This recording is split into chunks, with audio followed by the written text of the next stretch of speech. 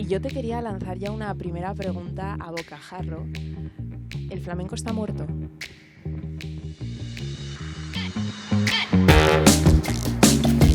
Pues Contreras Molina, niño de Elche, bienvenido a esta dehesa, a estas conversaciones del Renace Fest, aquí en medio de la nada y del todo también. Y yo te quería lanzar ya una primera pregunta a bocajarro. ¿El flamenco está muerto? Pues el flamenco está muerto a cada instante y resucita a cada instante. Es parte de su naturaleza.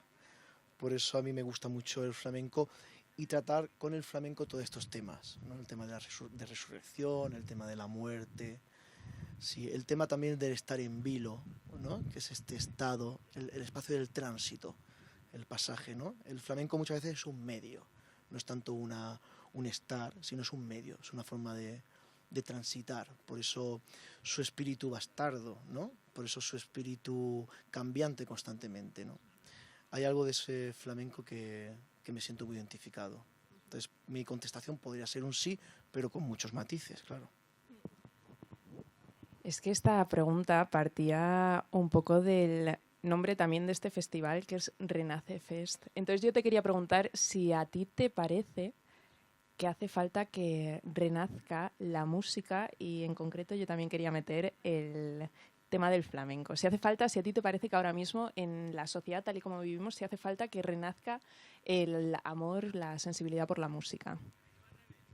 Bueno, yo creo que sí, aunque eso muchas veces nos supera a todos los que vivimos en este mundo y va intrínseco en las formas de las prácticas musicales, de las prácticas artísticas. Creo que la gente se puede empujar hacia ese mundo, pero la práctica artística del arte tiene que ver con esa forma de entender la existencia, ¿no? Del renacer constante. Renacer, entendamos que no solamente es una nueva vida, sino también tiene que ver con nuevos imaginarios. Una nueva vida no solamente es renacer con lo que tú ya conoces, sino también nuevos imaginarios, ¿no? Nuevas experiencias, ¿no?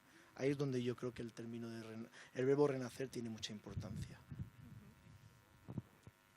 ¿Y cuánto tiene ese renacer de transgresión? Porque a ti también se te conoce en parte por haber estirado los límites de la música del flamenco, que en parte pues es tradicional pero no, que va evolucionando pero no. ¿Cuánto tiene eso de ese renacer de, sí, de también estirar los límites y de sacar de a lo mejor un estado estático en el que estaba el arte, el revivirlo, pero también de otras formas, uniendo con, en este caso, otros tipos de música? Pues yo creo que lo más tradicional que uno puede ser o puede hacer es precisamente eso.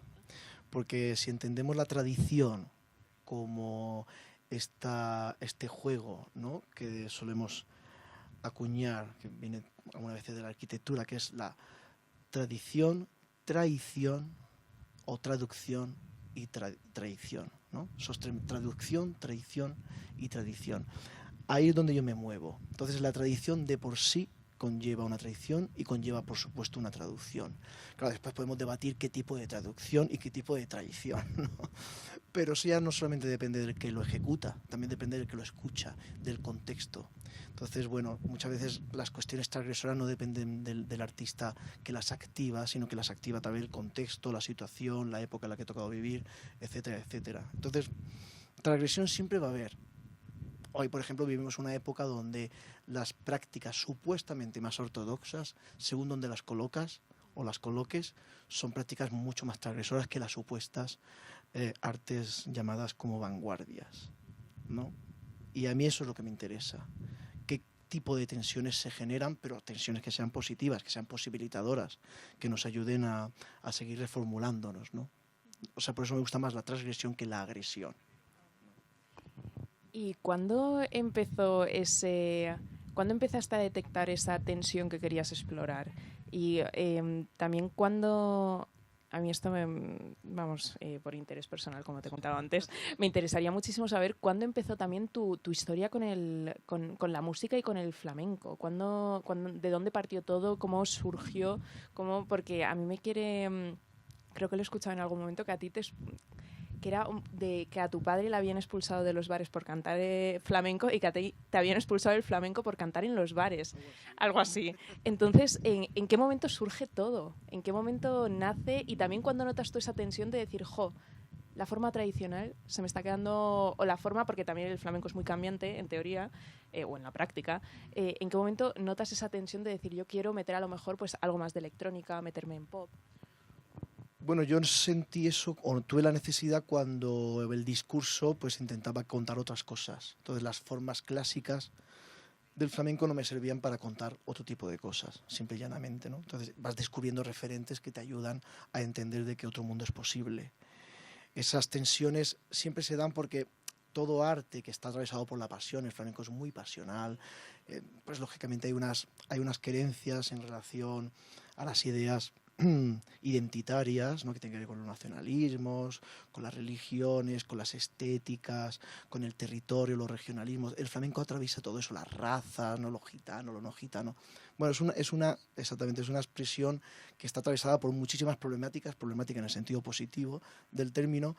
Cualquier pequeña cosa que hagas, pues saltan las chispas, pero eso es lo que lo hace fascinante, ¿eh? A mí me parece que no hay que obviar eso, sino todo lo contrario, es importante. Y mi relación con la música pues viene desde ya mi padre que cantaba, y mi padre hizo un rito que consiste en cortar las primeras uñas que le nacen al niño detrás de una puerta mientras le cantas una nana. Entonces él lo hizo en el pueblo y así me asignó el poder de cantar. Sí. Yo te quería preguntar también por la carnalidad de la música, porque ahora hemos hablado pues que en el flamenco sí que hay distintos tipos de música en el que, por ejemplo, el baile y la música están muy unidos. En el flamenco sí que hay cierta división. ¿Cuánto hay también para ti de esa fisicalidad en la música también que cantas? O sea, ¿qué experiencia física tienes al cantar? Claro, la voz, estamos hartos de escuchar de que es cuerpo, ¿no? La voz es cuerpo, lógicamente la voz necesita de un cuerpo, eso es evidente. Después, yo trabajo con mucha gente de la danza, de la performance, sigo trabajando. Eso se ha convertido ya en una muletilla, prácticamente algunas veces vacía. Entonces me interesó, por un momento dado, también trabajar la idea de que la voz, sobre todo, es espacio más que cuerpo, ¿no? La voz que tú escuchas ahora es una voz que está resonando más en la dehesa, que es lo que mi boca puede transmitir, ¿no? Es una voz más de dehesa que de cuerpo.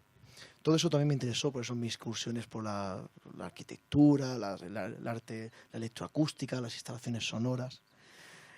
Después, también pensar que nosotros, los cuerpos, somos una especie como de tubos resonadores, llenos de flujos, de aires. Un cuerpo, incluso después de muerto, continúa su transformación, su sonido, su sonar, su crecimiento. Hay cuerpos que le crece la barba, ¿no? Después de muertos.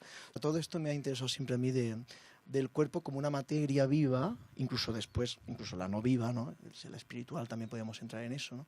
Pero la voz tiene que ver con todo eso, la carnalidad y la no carnalidad. Tú date cuenta que el alma tiene que ver con el hálito, ¿no? Con el aire, y también somos, eso como decíamos anteriormente, tubos resonadores, que estamos constantemente siendo atravesados por un aire que no hay que olvidar que suena y que insufla una serie de sonidos y una serie de cuestiones más allá de un sonido material, ¿no? Entonces todo eso tiene que ver con el fenómeno de la voz o de las voces, y eso me ha interesado mucho. Y lógicamente el cuerpo es un primer campo de experimentación para tantear un poco qué es eso de la voz, ¿no? ¿Qué supone eso de la voz? Claro, la carne es parte de la voz. Yo hice un espectáculo hace muchos años de un pintor que se llama Francis Bacon, y Francis Bacon hacía estas crucifixiones, ¿no? Llena de muñones, de los cuerpos como suenan.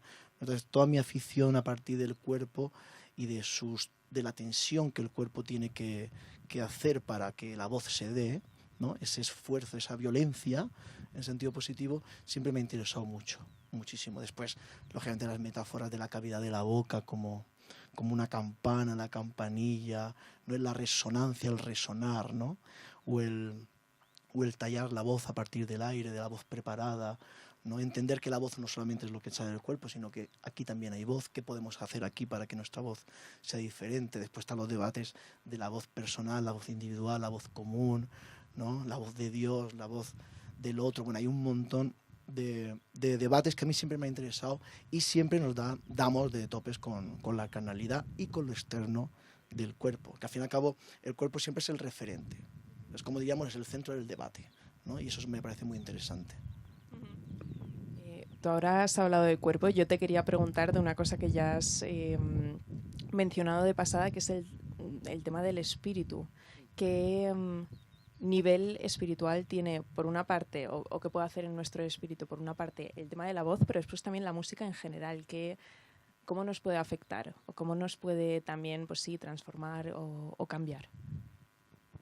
Claro, esto es un tema mucho más complejo y necesitaríamos muchísimo más horas para hablarlo. Pero bueno, yo creo que hay algo ahí en relación con el término de la resonancia, ¿no? Y con la escucha, sobre todo. Sabemos que podemos escuchar sonidos en un sentido material, lo que estamos escuchando ahora, pero hay otro tipo de voces que no se escuchan, que solamente las puede escuchar uno, ¿no? Hablamos de la voz de Dios, por ejemplo, en sentido teológico, pero también, por ejemplo, los locos tienen voces que no escuchamos los demás. La voz de los locos solamente la escucha el loco y solamente la sabe codificar o descodificar el loco. Eso a mí siempre me interesa mucho. Los sonidos supuestamente imaginarios. Eso también me ha tenido siempre muy atención. Claro, el espíritu, lo que te decía, viene del halo, del hálito, ¿no? El alma viene de ahí, todo eso viene de ahí, claro. Si somos cuerpos atravesados por aire, pues es que no hay otra. Pero claro, esos cuerpos resuenan.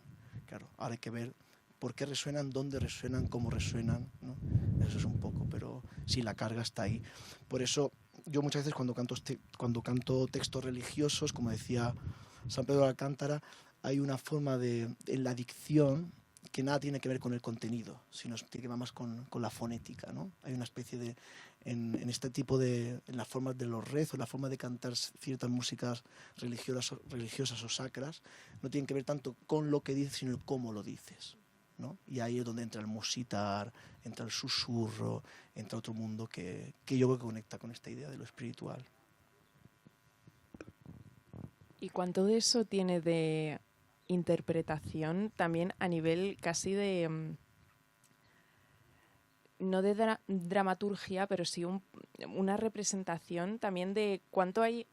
Yo a veces lo pienso con el tema de, pues al cantar, cuánto hay de realidad y de ficción. No sé si me estoy explicando, pero... Claro, se lo preguntas a una persona que canta y para mí no hay nada más ficcional que la voz, que el cantar, la máscara, ¿no? Que decían los griegos, ¿no? Entonces, por lo tanto, yo recuerdo que me invitaron a un festival de cine que Punto de Vista en Pamplona, un festival muy bueno, ¿no? Y entonces la directora amiga mía, Garbiñe Ortega, me dijo: Paco, este año tienes que venir porque la frase bueno, que digamos que sí, que titula el festival es una frase de una cantante que a mí me gusta mucho, Meredith Monk, que decía que la voz es el único instrumento que no miente. Y yo digo, joder, pues debo de ir al festival porque yo pienso todo lo contrario. Pienso que la voz es el gran instrumento que miente. Por suerte, una mentira en sentido no pernicioso, sino positivo, ¿no? Por eso nunca hablo de la voz y más de las voces. Todos tenemos diferentes voces, podemos jugar con ello, pero claro, que sean posibilitadoras, ¿no? Y ahí es donde a mí me interesa. Por eso, ¿dónde está la ficción, la realidad? Yo muchas veces que a nivel de arte siempre decía que nos da la posibilidad de generar nuevos imaginarios, nuevas realidades. Pero hace poco en la exposición de Lucian Freud, del pintor, le leí una frase que era muy interesante, que él decía: yo pinto no tanto para generar nuevas realidades, sino para intensificar la realidad. O sea, ir a la radicalidad de la realidad, ¿no? Esto Josep Pla, este escritor también catalán, hablaba mucho de esto, ¿no? De decir, yo soy un escritor realista, poéticamente realista, pero soy realista, ¿no? Entonces, yo me muevo en esos mundos. Muchas veces cuando eres excesivamente realista, parece que eres ficción. Vivimos en esos mundos. Eso me gusta mucho a mí. Y yo te quería preguntar por tus referentes dentro de la música. Y también después la importancia de la palabra, porque sí que está la música instrumental, pero después también está la palabra que se transmite a través de la música, que adquiere una fuerza a mí personalmente me parece casi superior porque te llega hasta las entrañas. Entonces te quería preguntar por esas dos cositas. Bueno, a mí siempre me ha preocupado mucho el qué decir y después, lógicamente, el cómo decirlo. E incluso más el dónde decirlo. Creo que ahí es parte de mi trabajo, de ser transversal, de visitar muchísimos sitios donde se supone que un personaje como yo no debe estar o no puede estar, o no sé, yo siempre he tenido muy poco prejuicio para visitar espacios y gentes y eso me ha interesado mucho.